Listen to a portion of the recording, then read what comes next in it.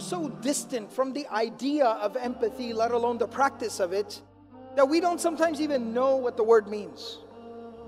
We know it sounds something kind of like sympathy. Sympathy is to understand where somebody else is coming from, to acknowledge somebody else's pain. Empathy is to feel their pain.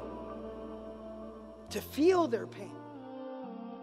The Prophet ﷺ exhibited this beautiful, unbelievable quality of empathy. And I want to share very quick, rapid fire, so try to stay with me. I just want to share a couple of examples of this empathy in regards to different people. How he would practice his empathy with different people. It didn't matter who it was. When Ikrimah, the son of Abu Jahl was the man who had declared war against the Prophet ﷺ, the Muslims and Islam. He had killed Muslims just for believing. He had tortured Muslims just for believing. And he was at the head of multiple plots to assassinate the Prophet ﷺ. He eventually led an army into the battlefield with the intent of killing the Prophet ﷺ and as many Muslims as possible. This man made it very clear what his position was in regards to the Prophet ﷺ and Islam. And eventually died with those same convictions. His son, who had fought by the side of his father, and in fact continued his father's work after his father's death, he is now coming to Mecca to meet the Prophet ﷺ after the conquest of Mecca. And the Prophet ﷺ, when he receives the news that Ikrimah has entered Mecca and he's on his way to see you, the Prophet ﷺ turns to his companions and he says, his father's name was Amr bin Hisham, and they used to call him Abu al-Hakam because he was a leader of his people. But the Muslims used to call him Abu Jahl because of his actions and his conduct. The Prophet ﷺ turns to the Muslims, the believers, and he says, Ikrimah is coming. And I am hopeful that he will embrace and accept Islam. In his presence, none of you should refer to his father as Abu Jahl because it would hurt his feelings. Even if he becomes a Muslim and he recognizes that his father was wrong in his beliefs and his ideas and in what he did, it is still his father and it would hurt his feelings to hear people, his new brothers and sisters in faith, to refer to his father as the father of ignorance. So do not refer to him as Abu Jahl in the presence of his son Ikrimah. This is the graciousness of the Prophet ﷺ. This is his empathy. He was able to put himself into Ikrimah's shoes and understand how he would feel in that situation.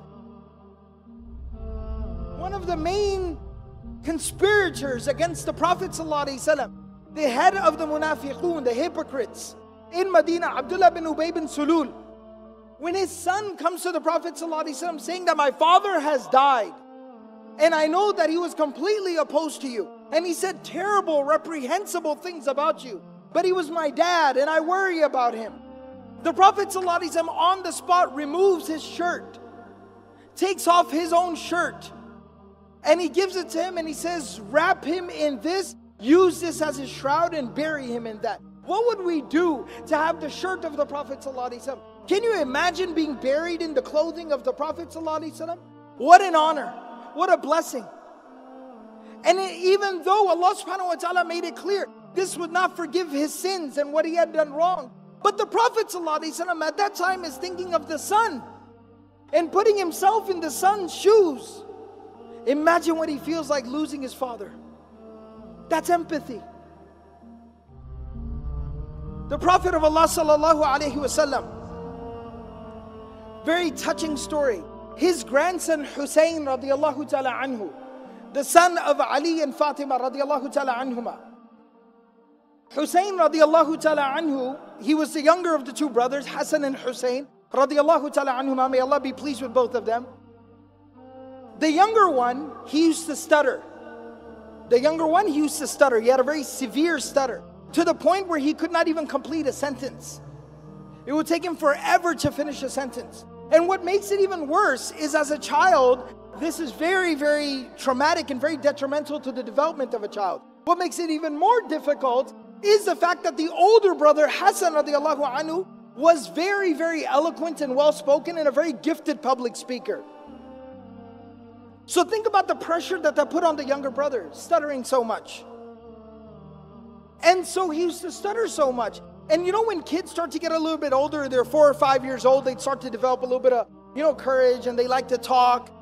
One time, the Prophet ﷺ is sitting with quite a few companions, and his grandsons are sitting with him, and the younger one who stutters, he starts to chime in and say something.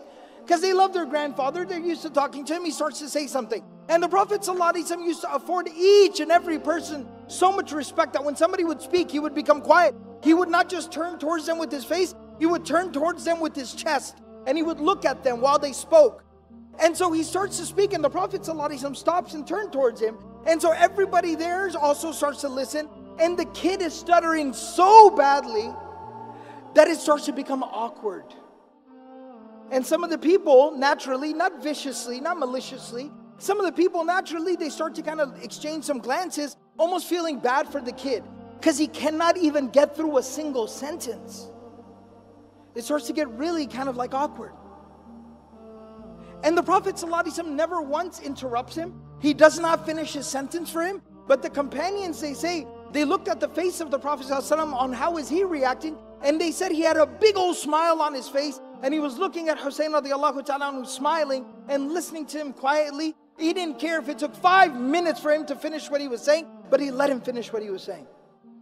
And when he was finished saying whatever he was saying, the Prophet ﷺ at that time turns to everybody else that is sitting there, because everyone was so weirded and awkwarded out. He turns to everyone and he says, لَقَدْ وَرَثَهَا عَنْ عَمِّهِ مُوسَى. He inherited this from his uncle Moses. Referring to Musa alayhi salam and the fact that he used to stutter. That don't feel bad for him, envy him that he shares a trait with one of the great prophets of God, Musa alayhi salam.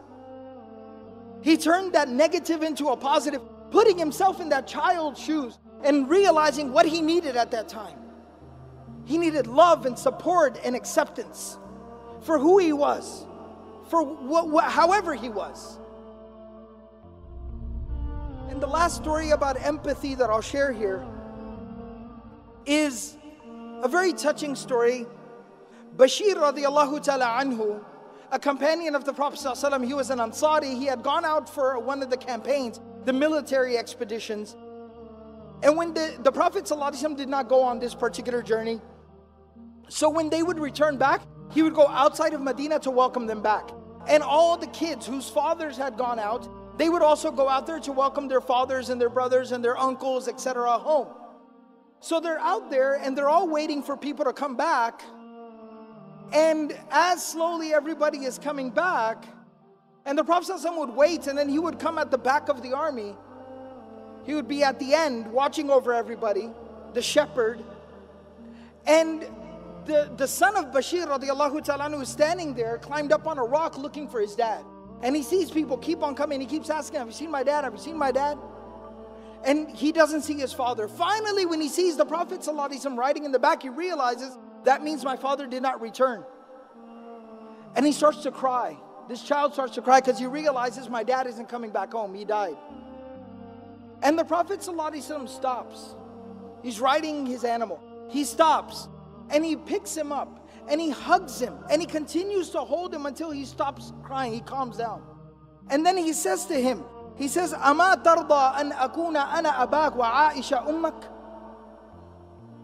Don't cry, don't worry. If you need a father, I will be your father from today, and Aisha will be your mother from today. To embrace somebody else's child as your own. Empathy. And look how it beautifies a person's conduct and character. How it beautifies a person. This quality is central to the prophetic character.